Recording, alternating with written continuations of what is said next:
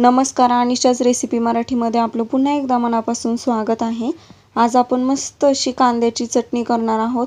रात्रीच्या जेवणाबरोबर आणि भाकरी चपाती बरोबर अतिशय सुंदर लागते।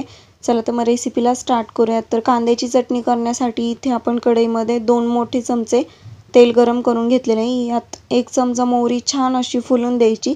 त्यानंतर आपण अर्धा चमचा जिरे टाकणार आहोत आणि अर्धा चमचा हळद।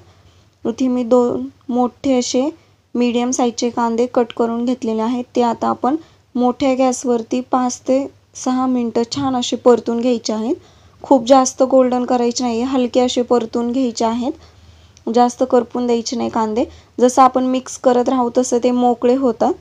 छान असे आता मोकळे झालेले आहेत कांदे आणि तुम्ही बघू शकता जास्त मी परतून घेतलेले नाहीयेत। अगदी हलके असे मऊसूद शिजलेले आहेत कांदे आणि गोल्डन करून घेतलेले आहेत।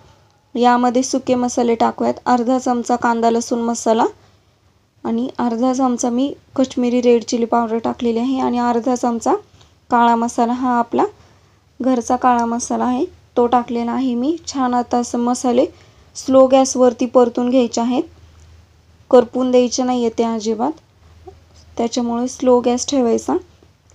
आणि यामध्ये आपण 2 चमचे इथे मी शेंगदाणे भाजून त्यामध्ये लसूण टाकून मिक्सरमध्ये अगदी मीडियम असं बारीक करून घेतलेलं होतं। जास्त बारीक करून घ्यायचं नाही, मीडियम मी छान असे शेंगदाणे दाणेदार यामध्ये टाकलेले आहेत। आणि तुम्ही बघू शकता मस्त आपली कांद्याची चटणी अगदी 2 ते 3 मिनिटं आता परतून घ्यायची आहे। त्याआधी आपण यामध्ये चवीनुसार मीठ टाकणार आहोत।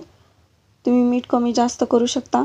मी इथे अर्धा चमचा मीठ टाकलेला आहे आणि कांद्याची चटणी छान अशी परतून घ्यायची आहे आणि बारीक चिरलेली कोथिंबीर टाकायची आहे। आता 2 मिनिटं छान अशी चटणी आपण परतून घेतलेली आहे।